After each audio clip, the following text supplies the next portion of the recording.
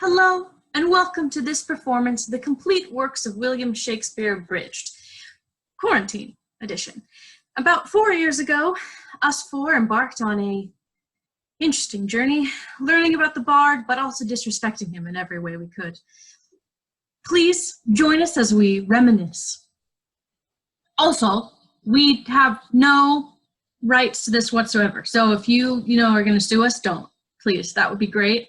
We're just having fun, no money. Don't give us any money, and don't, I'm not even mind, but like a different kind of, don't say it's for this. Anyway, so nothing, help us. Please, just for fun, don't sue me. The use of flash photography and recording, I'm recording. This performance, by any means, audio or visual, is strictly prohibited, and if you have a mobile phone, which of course you do, don't turn it off, because that's how you're probably watching this. And then if you have a pager, don't have a pager. Get a phone. Don't be an idiot.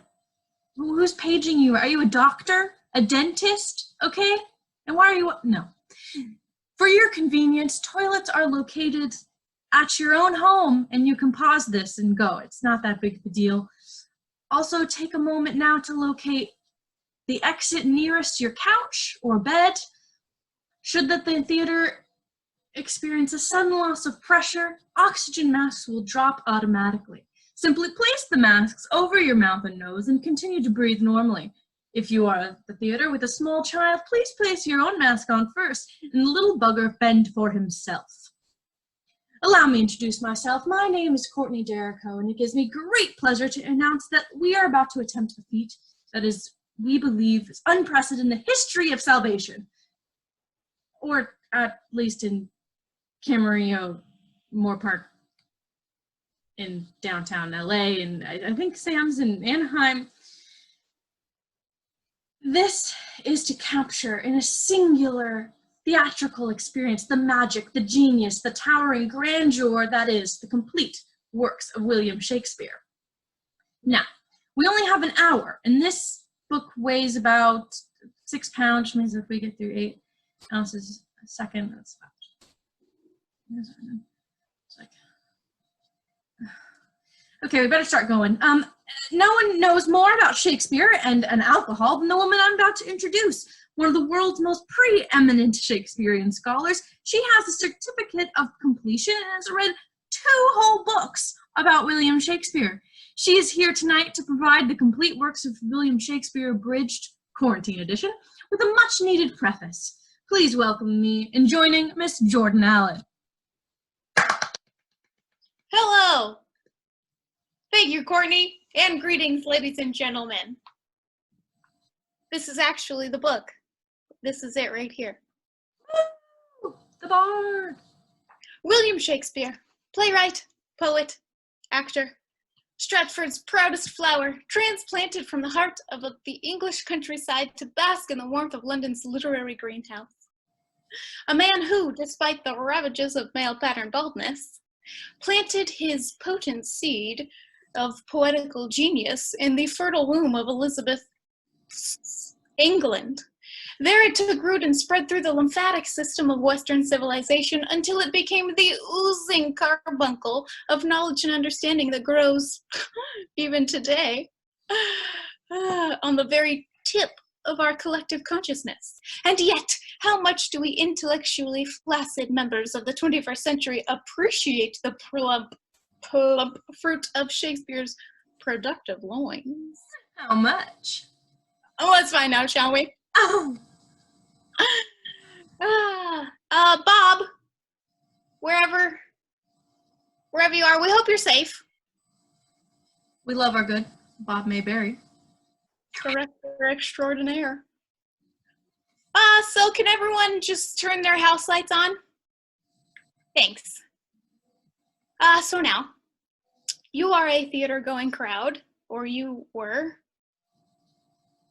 and obviously of above average literary sensibility, and that's why you're here. Yet, if I may have a brief show of hands, how many of you have ever seen or read any play by William Shakespeare? Any contact with the bard whatsoever, just raise your hand. Oh my God. Yes, dear? Someone raised their hand. We're screwed! Why? I think they know more than we do. I'm not Shakespearean scholar. No, I'm preeminent. Okay, then go just be preeminent. Okay, yes. All right. How many of you have ever seen or read All's Well That Ends Well? Okay. Let's see if we have any super eminent Shakespearean scholars here tonight. Has anybody ever seen or read King John? King John, anyone? Okay, seen it or read it? Oh, me? Yeah. Oh, I downloaded it. Okay, would you mind telling us what it's about? A hunchback. No. King John is not about a hunchback. As any preeminent Shakespearean scholar can tell you, King John is about a king named John. Can you stand up, please?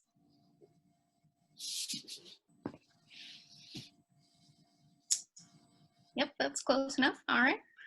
Ladies and gentlemen, ecce homo. I mean, Margot Robbie, but I don't. Okay. Judging by your obvious lack of fluency in Latin, may I presume that you have not matriculated? Not today. Okay. Look at this woman. Ladies and gentlemen, abandoned by our educational system, awash in a sea of sexual ambiguity, hopped up on empty kilobytes of virtual MyDoll, and now look at the person sitting next to you. There's probably no one there, but there might be. Do you recognize the same vapid expression? The same pores clogged with the acne of intellectual immaturity? Or do you perhaps see, keep looking! Thank you. Do you perhaps see there a longing, a desperate plea for literary salvation? Can I sit now? Yeah, it's a Zoom. You can sit. Okay. But you sit there before us as a living symbol of a society whose capacity to comprehend, much less attain the genius of William Shakespeare, has been systematically sodomized by soap operas, ruined by reality shows, and violently violated by the women of the View. Ladies and gentlemen, I say to you, cast off the cheap thrill of the car chase for the splendor of the sonnet. Exchange the isolation of the iPad for the gentle items of the iron. Imagine a world where manly men wear pink tights with pride. Tights. And women too. Yeah. A brave new world where this book, this big fatty, will be found in every hotel room in the world. Can I get an amen? Amen. Ooh, this is my dream, ladies and gentlemen, and it begins here tonight.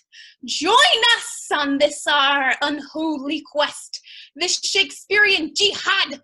Can I get an amen? Amen. Hallelujah. Thank you, Zoom. And now, on with the show, and may the bard be with you. Those of you who own a copy of any of Shakespeare's plays will know that no collection is complete without a brief biography of the life of William Shakespeare. Providing this portion of the show will be the third member of our troupe. Please welcome to the stage, Miss Samantha Albert. Hello. Did you get it? Like I was in the audience and I'm a plant. Right. Get it? Like I am a plant. Like you don't need to pay a lot of attention to me, but also Right. like yeah. Right. Anyway, okay. So I was Googling Shakespeare and I found some amazing stuff that I would like to share with everybody. I'm just gonna read off my phone straight from the source, you know. William Shakespeare. William Shakespeare, born in 1564 in the town of Stratford-upon-Avon, Warwickshire. The third of 8 children, he was the eldest son of John Shakespeare, a locally prominent merchant, and Mary Arden, daughter of a Roman Catholic member of the landed gentry. In 1582, he married a farmer's daughter named Anne Hathaway. Sam, different. Anne Hathaway. Oh, that's a bummer. Anyway, Shakespeare arrived in London in 1588. There he dictated to his secretary, Rudolf Hess, the work Mein Kampf, in which he set forth his program for the restoration of Germany to a dominant position in Europe. After reoccupying the Rhineland zone between France and Germany and annexing Austria, the Sudetenland, and remainder of Czechoslovakia, Shakespeare invaded Poland on September 1st, 1939, thus precipitating World War II. Sam? I never knew that. Sam, no. Please just finish. Okay, yeah. Shakespeare remained in Berlin when the Russians entered the city and committed suicide with his mistress, Hillary Clinton. He is buried in the church at Stratford, though his head is frozen in a holding tank in Glendale, California. Thank you. Now, without further ado, we are proud to present the complete works of William Shakespeare Abridged, and here to speak the prologue is the 4th member of our troupe, Caroline Carlton. All the world's a stage, and all the women and men merely players. They have their exits and their entrances, and one man, in his time, plays many parts. Now, exactly how many parts must one man play? Or 4 women! Yeah! Well, according to my computations, there are 1,122 roles in Shakespeare's works. Way too many. All right. So take, for example, his most popular play, Romeo and Juliet. 2 passionate lovers, a meddling nurse, a sympathetic priest, vital to the story. But Mercutio, Lady Capulet, unsightly fact on Shakespeare's otherwise muscular body of work. Let us therefore begin our shrinkage of Shakespeare's canon by rendering the gristle and blubber of his greatest romantic tragedy down to the tender, moist, underage flesh of Romeo and Juliet. Prologue!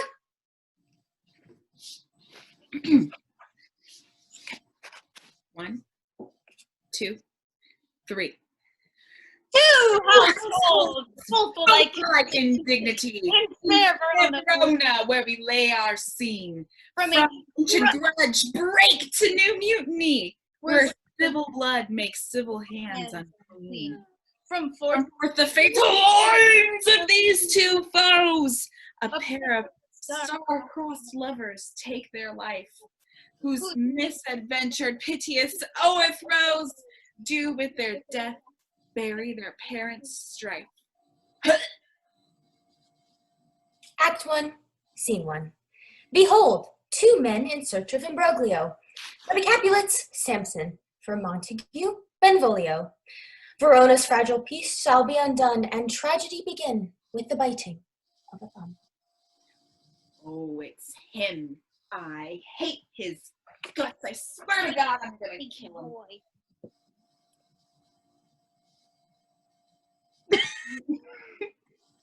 Do you bite your thumb at me, sir?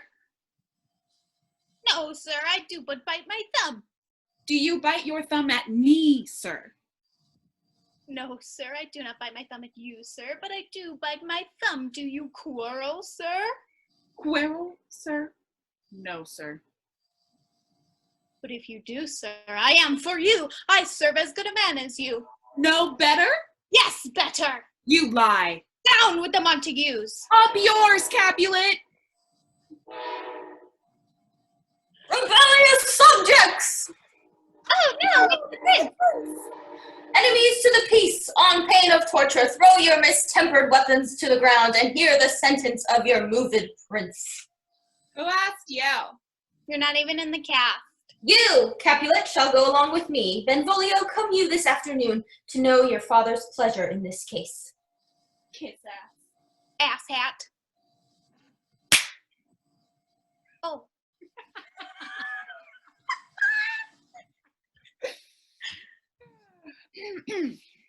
Oh, where is Romeo? Saw you him today? Right, glad I am not. I am he was not at this fray. But see, he comes. Good morrow, cuz. Is the day so young? But news struck 9. Me said hours seem long. What sadness lengthens Romeo's hours? Not having that which having them makes them short. In love? Out. Out of love? Out of her favor, which I am in love, for where I am in love. Alas, that love, so gentle in his view, should be so rough and tyrannous in proof. Alas, that love, whose view is muffled still, should without eyes see pathways to his will. Oh! Go ye to the feast of Capulets. There sups the fair Rosaline, whom thou so lovest with all the admired beauties of Verona. Go thither and compare her face with some that I shall show, and I shall make thee think thy swan a crow. None fairer than my love. You should still go, there's free food. Now hie we to the feast of Capulet, where Romeo shall meet his Juliet, and where in a scene of timeless romance, he'll try to get into Juliet's pants. Oh, she doth teaches the torches to burn bright. Did my heart love till now, forswore its sight? I ne'er saw true beauty till this night. If I profane with the most unworthiest hand to holy shrine the gentle fine as this, my lips, two blushing pilgrims ready stand to smooth that rough touch with a tender kiss. Good pilgrim, you do wrong your hands too much, which mannerly devotion shows in this, for saints have hands that pilgrims' hands do touch, and palm to palm is holy palmer's kiss. Have not saints lips and holy palmers too? Aye, pilgrim, lips that they must use in prayer. Oh, then, dear saint, let lips do what hands do. Saints do not move, though grant for prayer's sake. Then from my lips the sin that they have took. No. Then move not while my prayer's effect I take. Then move not while my... That's you. Saints do not... Get it together. Sorry. Then from my lips the sin that they have took. Sin from my lips? Oh, trespass sweetly urged, give me my sin again. I don't want to kiss you, dude. Like coronavirus plus Zoom. It's in the script. You guys buy the book. Oh, coming, mother!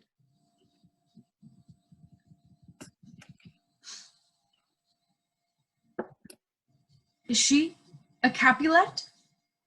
I so I fear. The more is my unrest. Caroline, what are you doing? Balcony seat. Ah, but soft with light through yonder window breaks. Oh, Romeo, Romeo, wherefore art thou Romeo? Deny thy father and refuse thy name, or if thou wilt not, be but sworn, my love, and I'll no longer be a Capulet. What's in a name, anyway? That which we call a nose by any other name would still smell. Oh, Romeo, doff thy name, and for thy name, which of is no part of thee, take all of myself. I take thee at thy word, but call me but love, and I shall be new baptized. Henceforth I shall never be Romeo. What'd you just say? Call me but love, and I shall be new baptized. Call you but love? No, not but love, but love. Okay, your but love.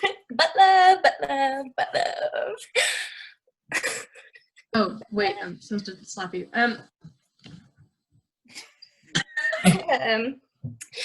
What man art thou? Art thou not Romeo and a Montague? Neither, fair maiden, neither of thee does lie. Dost thou love me then? I know thou wilt say aye, and I will take thy word. Yet if thou swearest, thou mayest prove false. O Romeo, if thou dost love, pronounce it faithfully. Lady, by yonder blessed sunset, I swear. Oh, swear not by the sunset. What shall I swear by?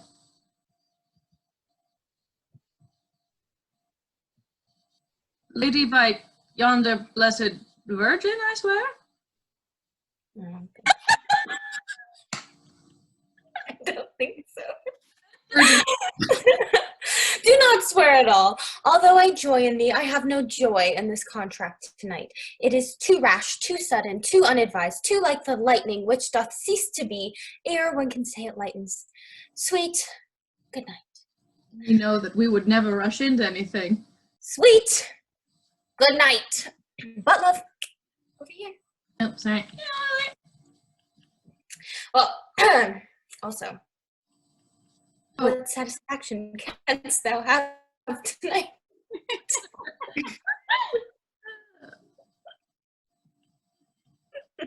Well, PSA, while I have everyone on Zoom and our 3 viewers, second base is for second date, sweetie.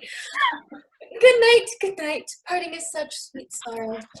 Bye, Butler.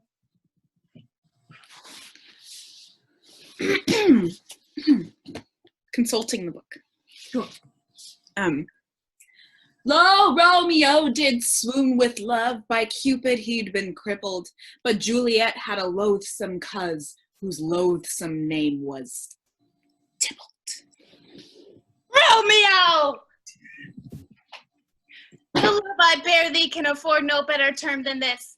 Thou art a villain, therefore turn and draw. Tybalt, I do protest. I never injured thee, but love thee better than you dost know thou devise. Thou wretched boy who cannot say his lines, I am for you.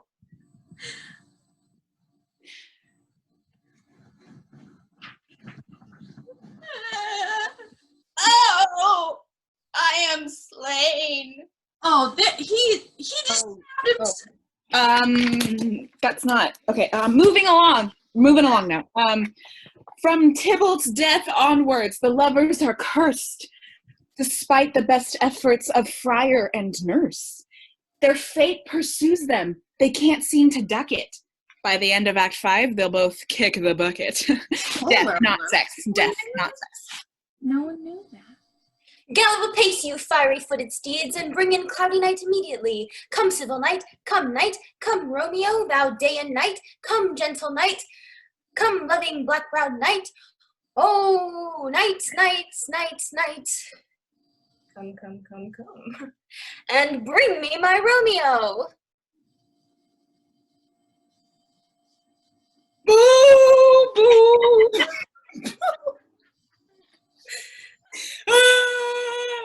Now, nurse, what news? Alack. God, he's killed. He's dead. Can heaven be so envious?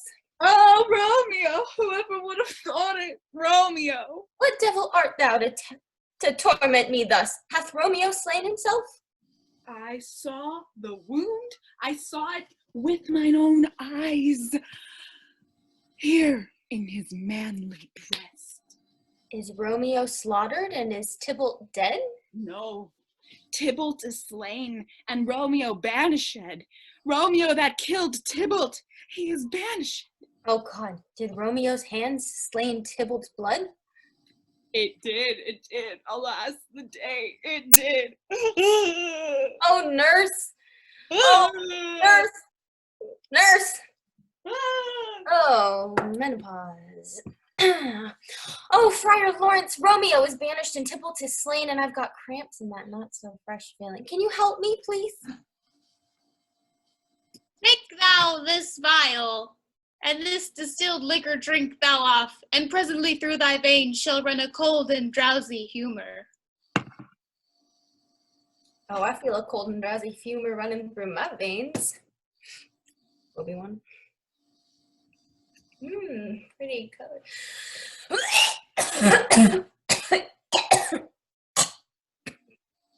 So much better. Oh no, my love, my wife, death that hath sucked by the honey of thy breath hath no power yet upon thy beauty. O Juliet, why art yet so fair? I know, lucky, I guess. Here's to my love. O true apothecary! I trust. Good morning. Where is my love? What's this? A cup closed in my true love's hand? Poison I see hath been his timeless end. Oh, churl, drunk all and left me no friendly drop to help after? Then I'll be brief. Oh, happy dagger, this is thy sheath. Oh, man. For you.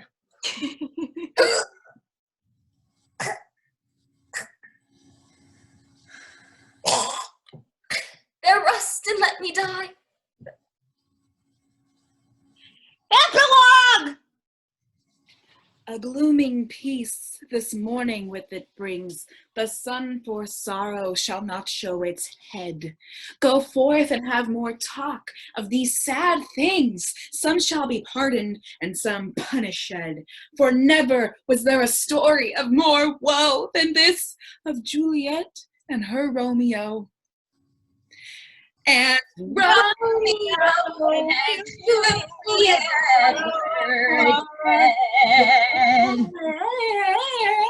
Thank you and good night. Wow, okay, so that was what, like 15 minutes? Let's see, at that rate, we're gonna be done in... Okay, we gotta go. So, we spent way too much time on Romeo and Juliet. It's a classic. Unlike our next play, which Shakespeare wrote as a 24-year-old starving artist, me, desperate for a hit, but too poor to know where his next taco is coming from. I've lost my job. No surprise that an obsession with food dominates his first tragedy, the primitive revenge drama that is Titius Andronicus, which we'll now present to you as a cooking show.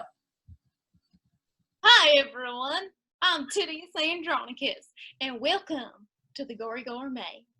Now when you've had a lousy day, your left hand chopped off, your son's murdered, your daughter raped, her tongue cut out, and both her hands chopped off, well, last thing you want to do is cook. Unless, of course, you cook the rapist and serve him to his mother at a dinner party. My daughter, Lavinia, and I will show you how. Good evening, Lavinia. Aye. And how are we feeling today? I'm alright. I got my tongue off, my hand cut off. They raped me. Oh, I think I ill. Well, it's a pisser. Well, we'll get our revenge, won't we? Now, hark, villain, I will grind your bones to dust, and of your blood I'll make a paste, and of the paste a coffin I will rear, and make a pasty of your shameful head. Come, Lavinia, receive the blood. Now, first of all, we want to make a nice, clean incision from carotid artery to jugular vein.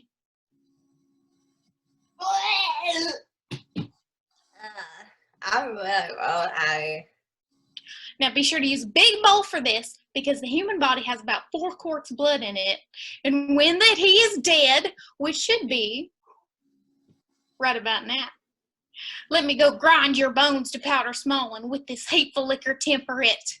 And in that paste, let his vile head be baked at about 350 degrees. And 40 minutes later, you have yourself a lovely human head pie, which I prepared earlier. I even chopped up some ladyfingers for dessert. Now, who will be the first to try this delicious high-protein treat? Oh, nobody? Okay. Welcome, gracious Lord. Welcome, dread Queen. Wilt please you eat, wilt please you feed. It's finger looking good. Finger again. Woohoo! High five. Oh, that's sad. That's just wrong. Well, we're out of time, but be sure to tune in tomorrow and we'll see Town of Athens with a meaty new take on the Greek salad. Say goodnight, Lavinia. Close enough. Good night, everybody. well, that was disgusting, but inexplicably it was the biggest hit of Shakespeare's lifetime, which allowed Shakespeare, who is now swimming in the sausages. Sausages. I get it. Yeah. It's penises.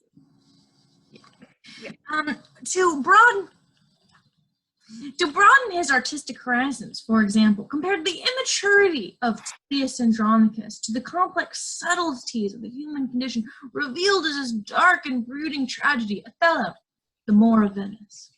I'll take it away from here, Courtney. Okay. Speak of me as I am. Let nothing accentuate of one who loves not wisely, but too well. For never was there a story of more woe than this of Othello and his Desdemona.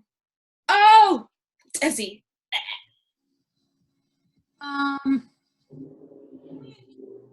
Get the house lights on. I'm really sorry about this. It looks like Sam here, secure in the infallibility of the internet, has Googled the word moor and determined that it is a place where you tie up boats. I didn't Google it. I found it on Wikipedia. Okay, pretty accurate stuff. Wow. Lose the boats. Sam is so ignorant. Just like an idiot, you know, like me over here, I've got 2 degrees. And I still don't know what's a moor. Interestingly enough, this is the subject of a blazing scholarly debate. Okay, so for Elizabethans, moor could refer either specifically to the Berbers of North Africa or more generally any person of like sub-Saharan African descent. Nice. Well, I have an idea, and it's kind of old school and totally boatless, but we just have to get a beat going, okay? Okay. Okay, maybe not. Let's skip the beat. It's lagging and no. Here's the story of a brother named Othello. He liked white women and he liked limoncello. Yeah, and a punk named Iago who made himself a menace because he didn't like Othello, the Moor of Venice. Now Othello got married to Desdemona. But he took off for the wars and he left her alone. It was a Mona. A grown-up. He left Her alone. He didn't write a letter. He didn't telephone her. Oh. No, Othello loved Desi like Adonis loves Venus. And Desi loved Othello because he had a big Sword. But Iago had a plan that was clever and slick. He was crafty. He was sly. He was sort of a penis. Yes.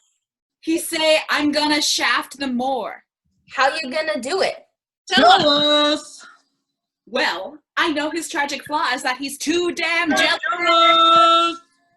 I need a dupe, I need a dope, I need a kind of a schmo. So we find a chump sucker by the name of Cassio. And he plants one on him. Desdemona's handkerchief. So Othello gets to wondering just maybe if, while he been out fighting, Commanding an army. Are Desi and Cass playing hide the salami? Salami. So we come back home and he smothered the bitch. And he thinks he pulled it off without a hitch. but there's Amelia at the door. Who we met in Act 4. Oh, she ain't no hoe. She was Pure. She was Clean. She was. Original too. So why'd you have to go and make a face turn? It's true. So Now what what you gonna do? And Othello say, Yeah, this is getting pretty scary. so he pulled out his blade and committed Harry Carey. Do that boy. So Iago got off on a technicality. Move to Hollywood. His own TV. Oh, that is prime time. HBO. Desperate houseboats. Africa. Yeah. That was great. Guys, why don't we lighten up this heavy tragedy and move on to the comedies. Let's go. Yeah. Hey, comedy! Now, Shakespeare's comedies were greatly influenced by the Roman plays of Plautus and Terence, Ovid's hilarious Metamorphosis, as well as the rich Italian tradition of Commedia dell'arte. He was a genius at borrowing and adapting plot devices from these different theatrical traditions. Wait, that's plagiarism. Shakespeare didn't plagiarize, okay? He distilled. Okay, well, he's a big cheater. Hey, it takes a real genius to milk 5 ideas into 16 plays. Yeah, okay, but I can never tell them apart. Okay, so like, what's that one with the shipwreck, the identical twins, and then there's like that big wedding at the end? Yes, that's all. It's all of them. See, that sucks. Yeah. Well, Shakespeare obviously should have written one exemplary play instead of 16 sucky ones, which is why I have taken the liberty of condensing Shakespeare's comedic diarrhea into a single solid, well-formed lump of hilarity, which I have entitled The Comedy of Two Well-Measured Gentlemen Lost in the Merry Wives of Venice on a Midsummer's Twelfth Night in Winter, or This. Cymbeline taming Pericles the merchant in The Tempest of Love as much as you like it for nothing, or Four Weddings and Transvestites. Act 1. A Bohemian duke swears an oath of celibacy, turns the rule of the city over to his tyrannical brother, and sets sail for the golden age of Greece. While rounding the heel of Italy, the duke's ship is caught in a terrible tempest that casts him up on a desert island along with his sweet, innocent, and clueless young daughter. oh dear father, I am so lonely and pubescent on this island. I am sad, boo-boo, and frisky, rawr. Oh, precious daughter, watch out for symbols of colonial oppression lurking in the caves, waiting for virgins. Bye.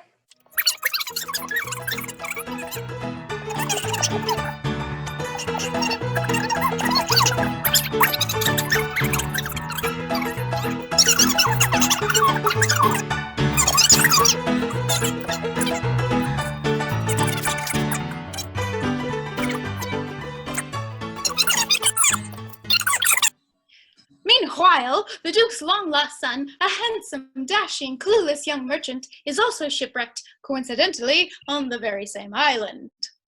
How shall I survive without funds in this strange and foreign land? I know, I must find me an old Jew. Behold, here cometh the convenient Judeo-Italian stereotype. What's the matter to you? Do you need a payday loan? So racist. We didn't write this. I did not write this, and nor do I. Do you need a loan? The wicked Jew tricks the merchant into putting down his brains as collateral on the loan. Such a deal. Act 2. Fearing ravishment, the clueless young princess disguises herself as a boy and becomes a page to a handsome, dashing, clueless young soldier. You there, boy. Yes? I mean, yes. You shall woo the Lady Violivia for me, for she is shrewish and I am sick with love. I too feel flummy down there, for while I may not speak it aloud, I do love thee, though I am a boy. I swingeth not that way, boy. Deliver this letter to Violivia. Hence! Whence? Hie thee hither from hence to thence! Act 3. The beautiful, virginal, and clueless young princess arrives in man-drag to woo the Lady Violivia. It is the pretty shrew, Violivia. Come hither. Whither? Hither from thither, if you come on in, I'll show you my zither.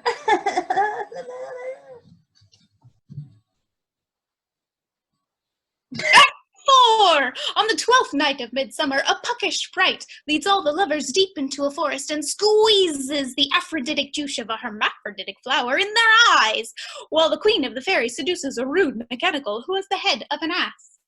Oh, yeah. I have the head of an ass. Nope. Yeah, but I have the ass of a man and I'm hung like a donkey. Whoa! Act 5. In the ensuing bisexual animalistic orgy, the princess's man clothes get ripped off, revealing a smoking bod and female genitalia. The merchant recognizes his sister. Nearly identical twin. My long-lost and strangely attractive brother. The shrew realizes that she's bi. Oh, brave new world. The dashing young soldier decides he actually prefers bottom. And thereby hangs a sweet tale. The Jew exits, pursued by a bear. Oi, a bear! And they all get married in the state of Massachusetts and go out to dinner. Now give us your hands if we be friends. Yes, all this. All well.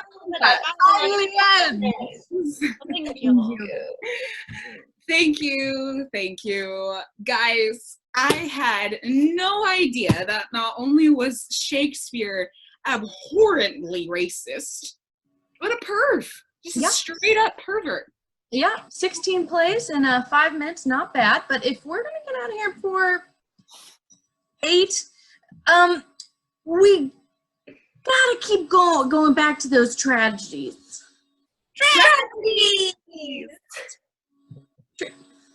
Tragedies. Interestingly, we've discovered Shakespeare's comedies aren't nearly as funny as his tragedies. That is so true. You know what is funny? The Scottish play. Oh yeah, Mick.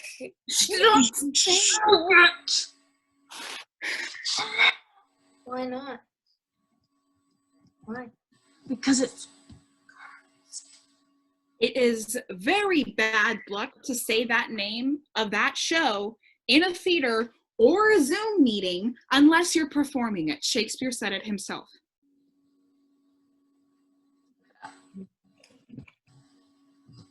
Well, we are. We are performing it. And besides, there's nothing even remotely Scottish about it. So why would we call it the Scottish play? Ah, yes, we refer to it as the Scottish play. But why? It's not even kind of Scottish. It's all in the performance, dearie. It needs to be done so that you can see the heather rippling on the highlands, feel the cool summer breeze wafting up your kilt, and smell the vomit steaming in the alleyway outside the pub. That's real. Mm-hmm. Good idea. Kilts. Got it. And vomit! Vomit! Ladies and Honestly, gentlemen. I'm really sorry. All my British friends, it's going to be bad. It's just going to be bad, and you're just going to have to laugh because don't cry. It's going to be great. Our Scottish Yeah. is great. Yeah, don't. She's downplaying it so that you'll be shook, all right? Ladies and gentlemen, you really just... I just want to say I have an authentic kilt, and I can't wait for everyone to see it. Brace yourselves, my friends, Romans countrymen. We are now presenting our authentic production of Macbeth. Double, toil and trouble. Say ye in perfect Max Speaker, tell me more. Macbeth, beware Macduff. No man of women born shall harm Macbeth, till Burnham would come to Dunsinane, don't ya know? Oh, that's dead great. Then Mac what's Macneed, Mac-I, Macfear of Macduff? See you, Jimmy, and know that Macduff was from his mother's womb untimely ripped. What do you think about that? Oh, I do not like it, but I support a woman's right to choose. Lay on, haggis breath. Aye, Macbeth, you killed me wife. You murdered me wee Bruins and you did a poop in my soup. Oh, I didn't. Yeah, you did. I had to throw half it away. It did name that to none, laddie. Think on it with your wee brain tomorrow and tomorrow and tomorrow. Creeps in this petty poop in your soup. Oh, good. Good. Yeah. Behold, where lies the usurper's cursed head. Macbeth, ye arse is out the window. And now, there were never a story of more blood and death than of Mr. and Mrs. Macbeth. Thank ye. Meanwhile, in ancient Rome, Julius Caesar was a much beloved tyrant. All hail Julius Caesar! Heyo, citizens! Who was warned by a soothsayer. Beware the Ides of March! The great Caesar, however, chose to ignore the warning. What the hell are the Ides of March? The 15th of March. Why? What's today? Stab, stab, stab, stab, stab, stab, stab, stab, stab, stab, death, death, death, death. Oh, he did.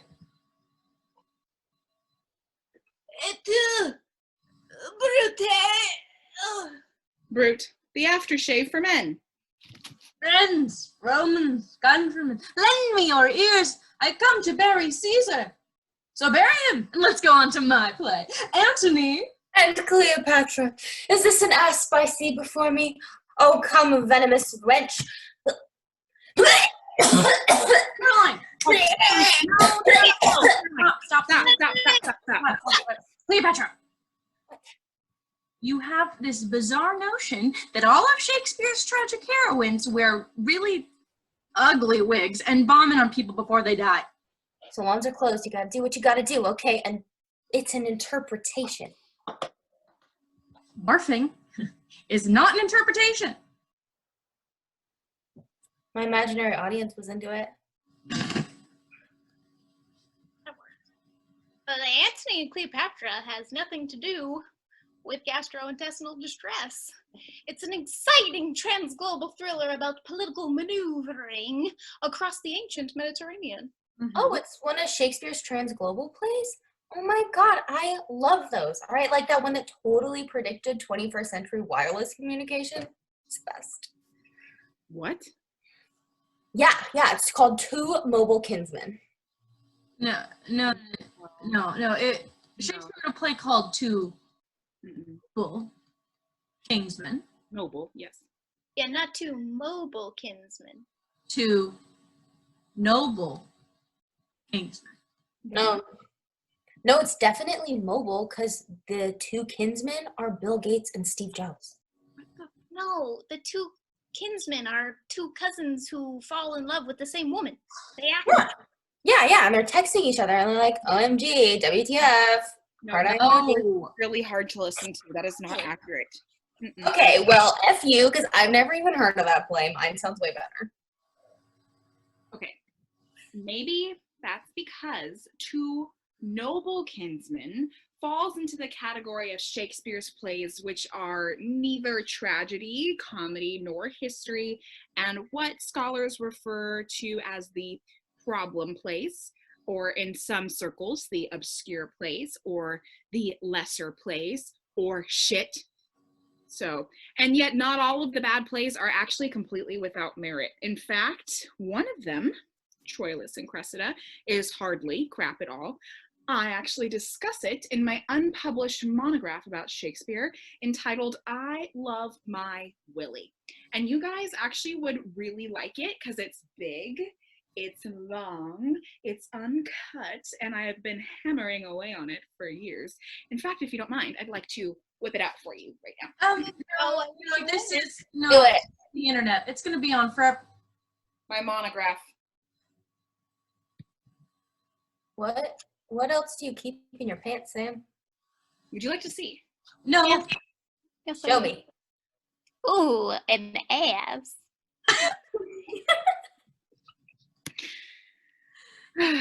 We could improvise an interpretive dance performance art version of your thingy. Ooh, I love interpretive performance art. It's so pretentious. Yeah, let's do it. No, wait, just a minute. I was thinking more of a straightforward scholarly approach since we're on Zoom. No, screw that. Let's dance. Go ahead, you read, and we shall interpret. Okay. Troilus and Cressida was written in 1603, published in quarto in 1604 and appears in the first folio, although this version is some 166 lines longer than the second quarto edition of 1645, which is some 166 lines shorter. You guys, my monograph has nothing to do with whatever you're doing.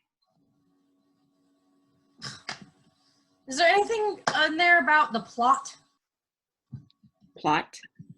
Yes, of course I cover the plot right here in the footnote on page 23. Troilus, youngest son of Priam, king of Troy, is, you know. Okay. You be Troilus, and you be the king. Okay, great. The king of Troy loves Cressida. I'll get a wig. No, wigs! No, stop with the wigs. The king has arranged with her uncle Pandarus for a meeting. Although she feigns indifference, she is attracted to him. I have to feign indifference. Oh my God, yes. Meanwhile, Agamemnon, the Greek commander, has surrounded the Trojans. Agamemnon? Boring. This is the kind of stuff that kids hate to study in school because it's so damn boring. Yeah, honestly, as soon as you said Agamemnon, I was like ready to crawl into my bed and go to sleep. No, I'm sorry, you guys, but I promised all of my fan club that you cannot see right now that I would not do this dry, boring, vomitless Shakespeare, so. Okay, but you don't even know those people. You can't even see them, first of all. Okay. And my friends we have bonded while we were sitting out there, and now I care about each and every one of them, so much so that I have put 6 feet of distance between us so you can't actually see them. Like, for example, my friend Lillian was planning on driving all the way here from campus just to see this show, and Jennifer has a test on Monday, but she decided that not to study and log into this. And then, of course, there was Timmy, who thought he was coming to see Hamilton, but is now watching us do this. Okay, you know what? All of them, they were here, and all my people, we bonded while I was throwing up on them. So, right? Okay, well, what's your point? The point is I love all of my people.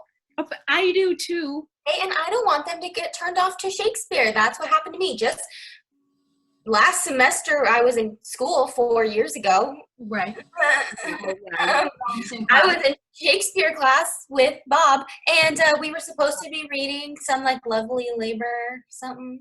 Love's Labor's Lost. Sure, Wow. sounds right. I'd just be looking out the window, watching all those guys outside playing with their balls, thinking like, why can't Shakespeare be like that? Like, why can't it be more like sports? Sports. Well, okay, come on. So, like, sports are exciting, engaging. I mean, the histories, for example, with all those kings knocking each other off, running up and down the field, the thrones just passed from, like, one guy to the next. It's exactly like football, but you do it with a crown. I see it now. Mm-hmm. Yeah, well, I know how to whistle, so Line them up. Come on, let's kick some royal ass. let's do it. Okay. 25, 42, Richard III, Henry IV, Part 1, Part 2.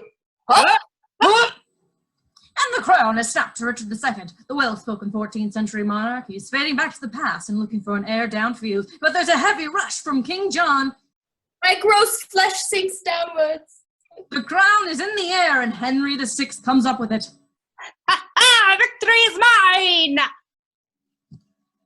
But he's hit immediately by King John. Oh no, he's cutting Henry VI into 3 parts. That's gotta hurt. This could be the end of the War of the Roses cycle. All right, King John is in the clear. My soul hath elbow room. He's at the 40, the 30, the 20. Oh God, he's poisoned on the 10-yard line. Looks like he's out for the game. Sorry about that. All right, replacing him, number 72, King Lear. To Regan and Goneril, I hand off my kingdom. Cordelia, you go long. Penalty marker. Fictional character on the field. Lear is disqualified, but he is not happy about it. Bastards. Lining up now is that father-son team of Henry IV and Prince Hal. Center snaps to the quarterback. Quarterback gives to the hunchback. It looks like Richard III's limp is giving him trouble. Oh no. A horse, my kingdom for a horse! There's a pile-up on the field. Moo! And Henry VIII comes up with it. He's at the 15, the 10. He stops at the 5-yard line to chop off his wife's head. Oh, your daddy. Touchdown. Touchdown for the Red Rose. Oh my, you gotta believe this is the beginning of a Tudor dynasty. Henry Richard Royal families freaking absurd.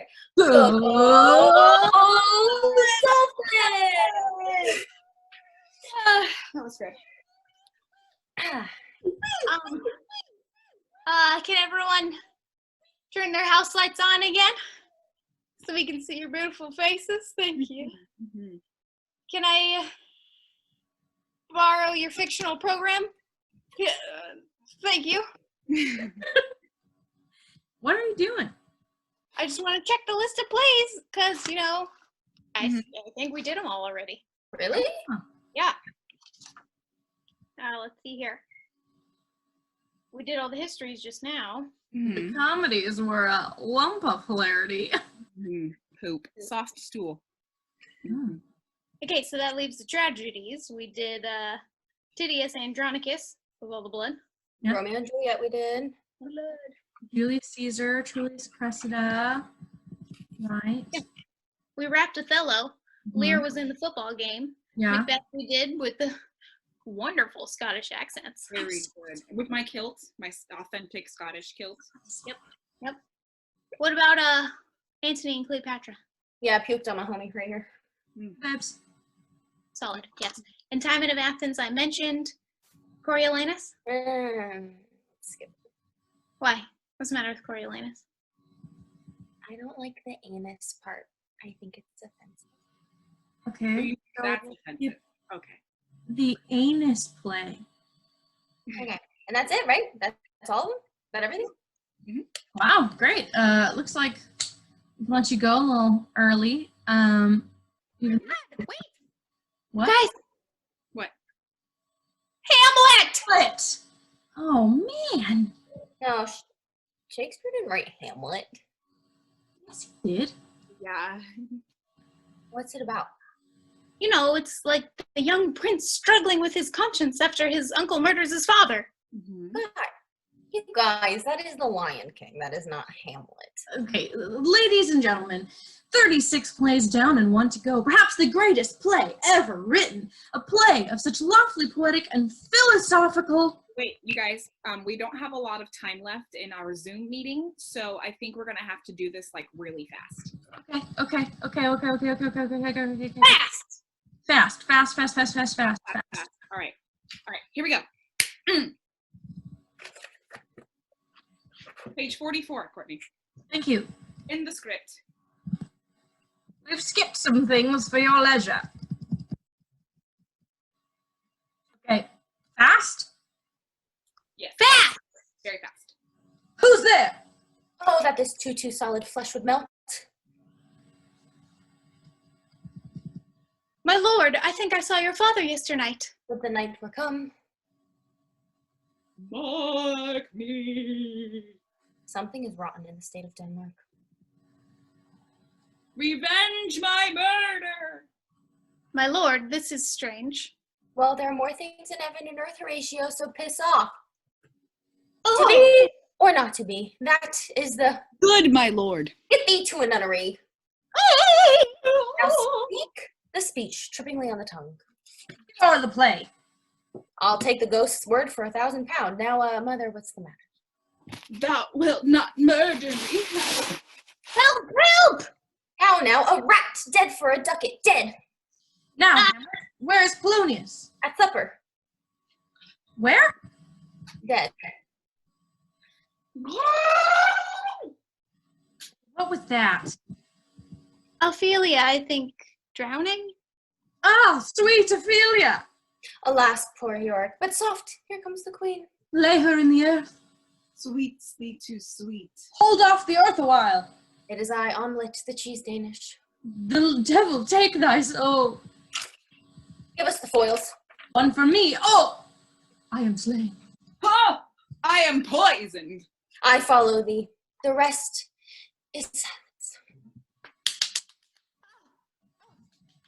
Beautiful. How much time do we have left? We got like 30 seconds on this Zoom meeting, babes. Okay. All right. Ladies and gentlemen, shall we do it? Esther! Ah! Oh! Get it? Because like everyone in Hamlet got. Shakespeare. It's a tragedy. All right, guys. Well, you've all been fantastic. So I would like to say thank you. Have a good night. And now we're going to do it backwards. What? Backwards? I thought we didn't have time. I upgraded to unlimited minutes. Let's screw it and have fun. Okay. Okay, everyone dead. All right, dead. Dead. Silence is rest the follow I. Poisoned am I. Slain Demaio. Foils the us give Dean, the Hamlet I is this. Earth the off hold. Sweets, thee two sweets. Earth the in her lay. Queen that comes here, Yorick, poor lass. Ophelia sweet. Hermione is where? Dead, ducat for dead. Help! Help! Help me, mother, not wilt thou. Matter the what's mother now. Sisir Ginnick et. Tongue beyond trippingly speech to the speak. Oh. Nunnery to thee get. Lord, my good. Be two not or be two. Oh. Opposite Horatio, earth and heaven and things more are there. Strange is this, Lord my. Oob. Denmark of state thee in rotten is something. Yesternight, father, your saw, I think I, Lord my. Meltwood flesh solid to this that. There goes who? You. Ladies and gentlemen, this has been the complete works of William Shakespeare, Abridged, Quarantine Edition. Mm-hmm. If you enjoyed this show, please tell both of your friends. If you didn't enjoy it, then Yeah, just blame it on Bob. We always did. We miss you, Bob. I love you. love you, Bob. Thanks again for coming. I'm Courtney. I'm Jordan. I'm Sam. I'm Caroline. And we are going to stay at home. Stay at home, kids. Flatten that curve. Flatten that curve. Flatten that curve. Flatten that curve. Oh my gosh, you guys, we're going to win Oscars. We're just so good. I don't know how we do it. All of the Oscars. Every single one. I'm